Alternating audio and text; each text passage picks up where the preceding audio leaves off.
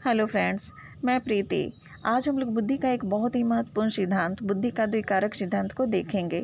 यह टॉपिक है छोटा पर है बहुत महत्वपूर्ण। सभी स्टेट लेवल के टेट और सी टेट में इससे क्वेश्चन अवश्य आता है, इसीलिए इसे शुरू से अंत तक देखें। अब हम लोग टॉपिक की ओर चलते हैं। बुद्धि के द्विकारक सिद्धांत के प्रतिपादक स्पीयरमैन हैं। स्पीयरमैन एक ब्रिटेन के मनोवैज्ञानिक थे जिन्होंने 1904 में बुद्धि के द्विकारक सिद्धांत को दिया था। इनका जन्म 1863 में तथा इनकी मृत्यु 1945 ईस्वी में हुई। आगे बढ़ने से पहले हम लोग बुद्धि के बारे में कुछ बेसिक बातों को जान लें। बुद्धि एक सामान्य योग्यता है। इस योग्यता के कारण ही व्यक्ति अपने परिवेश में सामंजस्य बैठाते हुए सफलतापूर्वक जीवन व्यतीत करता है। स्पीयरमैन ने बुद्धि के विषय में बहुत सा प्रयोग किया। उन्होंने अपने प्रयोग के आधार पर निष्कर्ष निकाला कि बुद्धि में दो प्रकार के कारक होते हैं।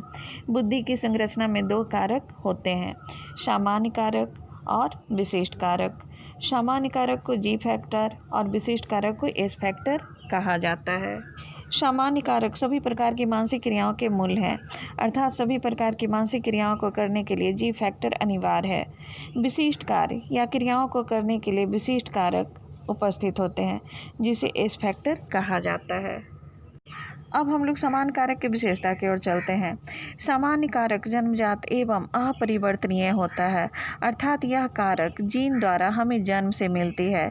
जी कारक पर किसी भी तरह का शिक्षण, प्रशिक्षण और पूर्व अनुभूति का प्रभाव नहीं पड़ता है, क्योंकि यह कारक हमें जन्म से प्राप्त होता है।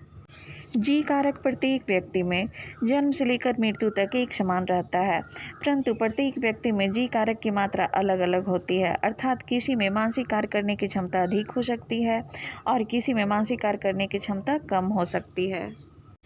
स्पीयरमैन ने जी कारक को मानसिक ऊर्जा कहा है, अर्थात सभी तरह के मानसिक कार्य को करने के लिए जी कारक अनिवार्य है। स्पीयरमैन ने बताया प्रत्येक व्यक्ति में जी कारक भिन्न भिन्न होता है। जिस व्यक्ति में जितना अधिक जी फैक्टर होगा उतना ही अधिक वह सफल होगा। अब हम लोग बुद्धि की संरचना का दूसरा फैक्टर विशिष्ट कारक की विशेषता की ओर चलते हैं। विशिष्ट कारक का स्वरूप परिवर्तनशील होता है, अर्थात विशिष्ट कारक को शिक्षण, प्रशिक्षण द्वारा बढ़ाया जा सकता है। विशिष्ट कारक विभिन्न व्यक्तियों में विभिन्न और अलग अलग मात्रा में मौजूद होता है। जिस व्यक्ति में जो योग्यता अधिक होती है उसी से संबंधित कुशलता में वह विशेष सफलता प्राप्त करता है। इस कारक को शिक्षण, प्रशिक्षण द्वारा बढ़ा सकते हैं। इसे अर्जित किया जा सकता है, जैसे हम ट्रेनिंग देकर पेंटर बना सकते हैं, ट्रेनिंग देकर टीचर बना सकते हैं। इसी के साथ मेरा आज का वीडियो समाप्त होता है। यदि मेरा वीडियो आपको अच्छा लगे तो लाइक और सब्सक्राइब कीजिएगा। तब तक के लिए नमस्कार।